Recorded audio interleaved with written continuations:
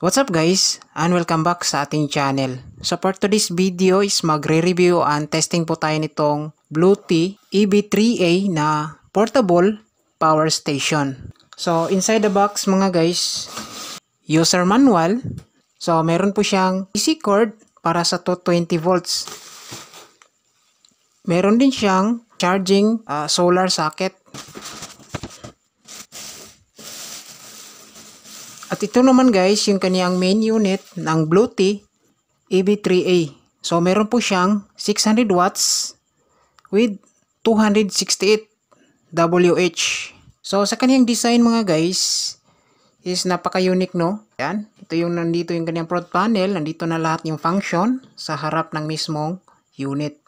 Kagandahan dito guys, meron po siyang handle. So madali lang po siya bitbitin. Tapos sa taas guys, meron po siyang nakalagay. So bago tayo mag-check sa harap guys, check ko muna guys yung kadagilid ng mismong unit. Ito po siya guys, meron po siyang exhaust sa init. Tapos makapal naman yan yung kaniyang casing. Yan. So heavy duty. Sa likuran guys is naka-plain po siya. Yan. Tapos dito na side is nandito yung kaniyang blower. So ito yung nagsusupply ng hangin paloob. So maganda siya guys kasi meron po siyang mismong blower sa loob. Sa ilalim naman guys is nandito yung kaniyang apat na rubber feet. So dito sa ilalim guys makikita natin dito yung specs dito. So dito guys meron nakalagay dito. Nandito na lahat yung mga specs niya dito. Meron din sa user manual. So dito makikita natin dito yung overall niya na specs. Brand name or model is Bluetooth Portable Power Station. Yung model niya is EB3A. Yung battery capacity niya is 268.8 WH with 22.4 volts with 12 ampere. Yung input naman niya guys ay pwede po siya sa 220 to 240 volts with 50 to 60 Hz with 4 ampere max. So pwede natin siya i-charge gamit sa ating kuryente na 220 to 240 volts. So pwede rin siya guys sa DC or battery na merong 12 to 28 volts.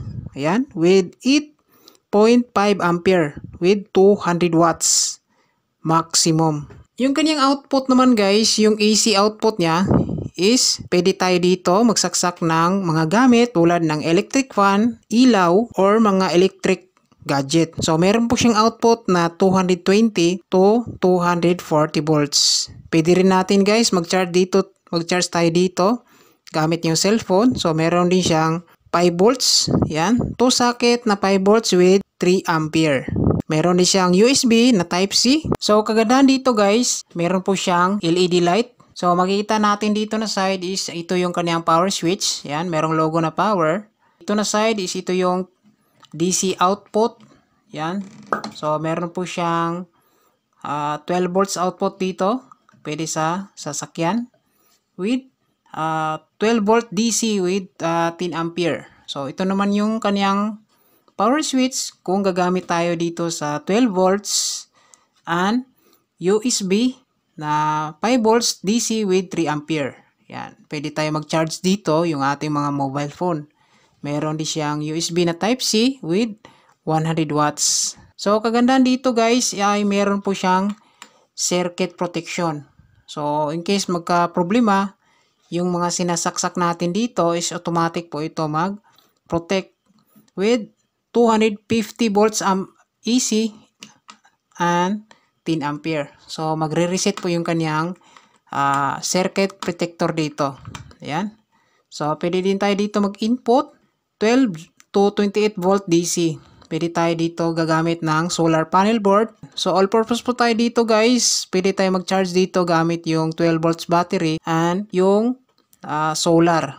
Ayan. So kung gagamit ka ng solar, pwede dito mga guys. Tapos meron din siyang input sa 220. So kung malubat yung unit, pwede tayo mag-charge dito. Sakak lang nyo dito guys yung kaniyang AC cord to 20 volts. Yan, yung 220 to 240 volts. Yan. Tapos dito mga guys, meron din siyang separated na power switch. Kung gagamitin natin yung output, kung sakaling meron tayong saksak dito na mga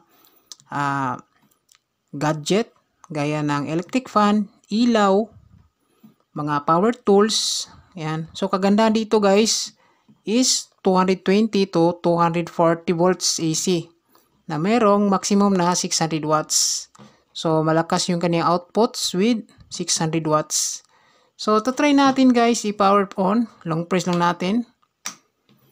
Ayan po siya mga guys. So magdi-display po dito yung kanyang mismong screen. So makikita natin dito yung input at saka wattage. Meron ding eco or economy.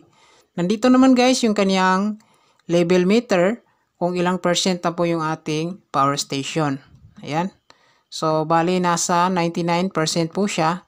Kasi yung pagdating nito is chinek ko muna yung unit tapos charge ko siya mga guys. So ito nasa 99% na po siya. Tapos dito is yung output niya meter. So meron din siyang 60 Hz na watts. Yan. So dito guys, yung ilaw, ito naman yung switch ng ilaw. Pag pinindot natin to, is gumagana yung ilaw. So low, meron ding high, tsaka yung blinker niya. So meron po siyang tatlo na selector para dito sa ilaw na to. Ayan. So kung gagamit tayo dito guys, ito yung DC. Yan, kung sakaling gagamit tayo sa output dito na 12 volts. Tapos kung magcha-charge tayo dito ng cellphone, is pwede. So i-power on lang natin tong DC niya. Yan. So kapag naka-power po siya guys, ilaw po itong ilaw dito na green. Tapos merong mag-indicate dito na DC. Yan. So try natin guys, magcha-charge tayo dito ng cellphone. So dito guys, try tayo gamitin yung kanyang DC output. So dito tayo connect sa yung kanyang charger. So ito meron tayong mobile phone. Try natin isaksak. So makikita natin dyan guys is hindi po siya nagcha-charge. So kapag nakasaksak tayo dito is magcha-charge po siya. Ayan guys. Yan.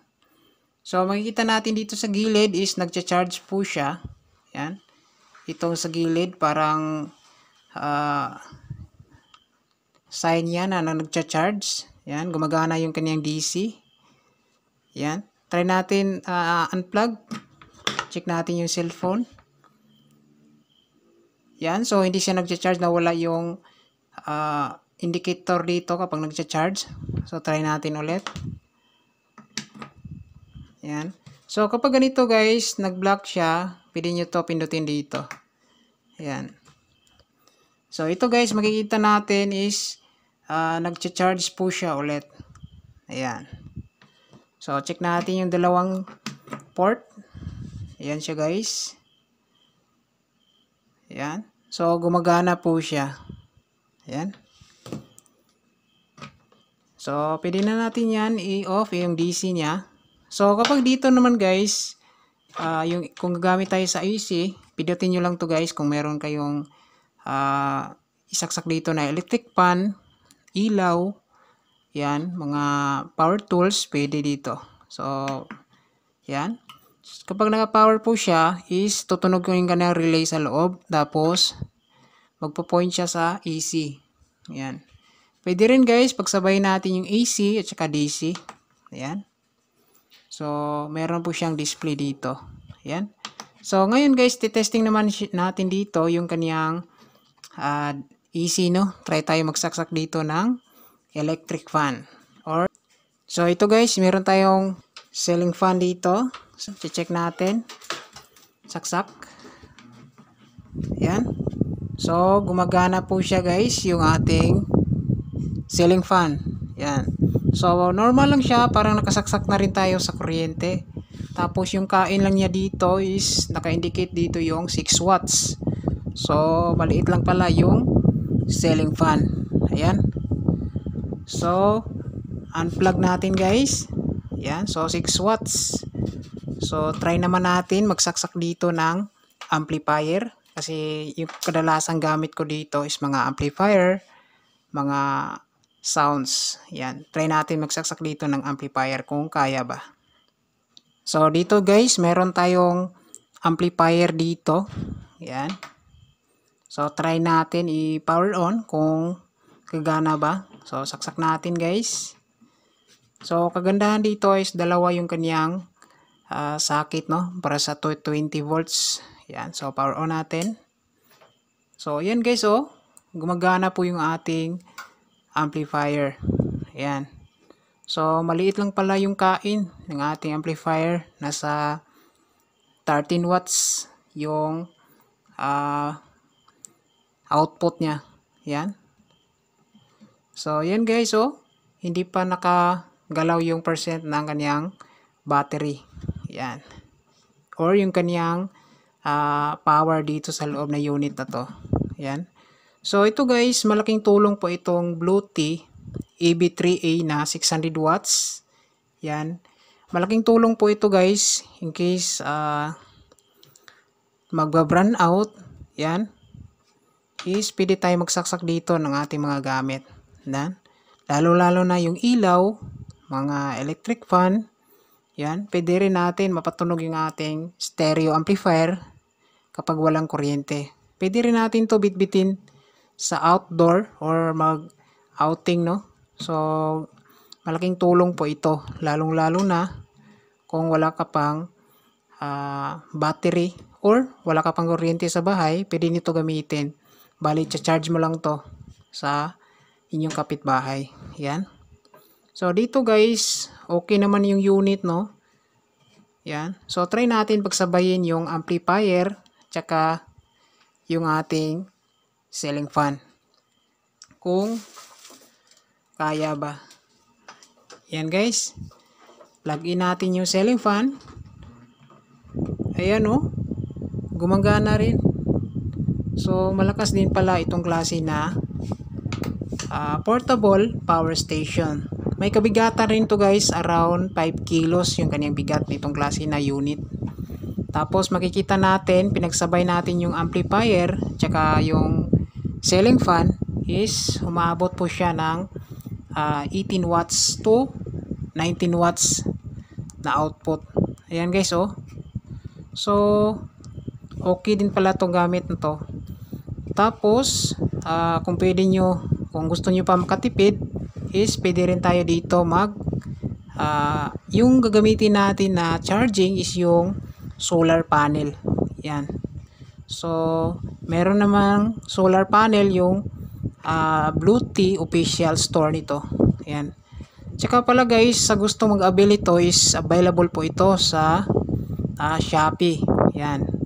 So, ilalagay ko dito guys sa mismong baba ng video natin yung kanilang official store.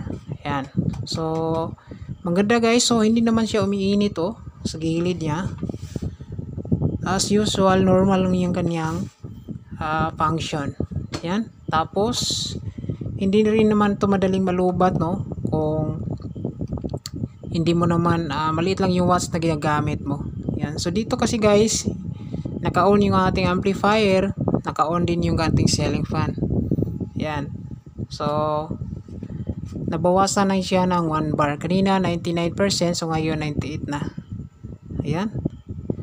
So, pwede na to guys gamitin pang emergency in case na hindi natin alam yung panahon, biglang mag-brownout out or mawala ng kuryente.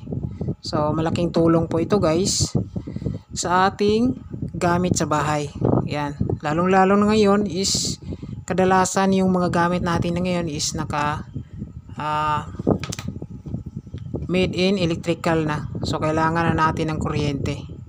So, para sa akin guys, okay na okay itong klase na portable power station na Bluetooth EB3A na 600 watts. Ayan. So, malaking tulong po ito mga guys, no? So, ito, gagamitin ko to pang emergency ko lang dito. In case mag-brand out. Dito ko kakabit yung ating wifi tsaka yung ating computer. Yan, kasi kapag mag-i-edit ako, hindi natin alam, biglang mag-brown out ng isang araw, so meron tayong backup na power station na magagamit para makapag tuloy-tuloy yung ating trabaho sa pag-i-edit sa computer. Ayan guys, so sobrang gandang unit na to. Ayan. Tapos mga guys, kung malubat po siya, so ito yung kanyang input. Pwede tayo magcha-charge dito. Ayan. So ito yung kanyang AC cord papuntang kuryente kung gusto natin i-charge yung ating power station. Ayan. So hindi ko muna ito i-charge kasi bagong charge po ito. So i-charge ko lang to kapag maliit na yung kanyang bar or percent dito. Ayan. So parang ito guys, yung nasa baba is yung oras yan, no? Kung ilang oras siya malulubat to. So 12.7 hours. Yan, siguro ito yung oras kapag ilang oras to magagamit kapag naka 98%. Ayan. Ayan guys, so baka sa susunod na araw is tatry natin to. Lalabas tayo, tapos meron tayong saksak dito na amplifier, magsa-sound check tayo sa labas. Yan, ito lang yung gamit natin na power station. Yan. So overall guys, magandang unit, napaka-simple, napaka-unique yung ganyang design sa loob. Mabigat rin to guys. So malaki yung battery na ginamit dito. Pwede tayo dito mag-out gagamit ng DC and syempre yung AC na napaka-importante sa lahat. So yan guys, sa susunod na video abangan nyo mga guys. Tsaka sa gusto mag-avail ito is available po ito sa Shopee. So lalagay ko lang dito guys sa baba yung kanilang link. So yan lang guys, maraming salamat, tsaka God bless. Ingat tayong lahat.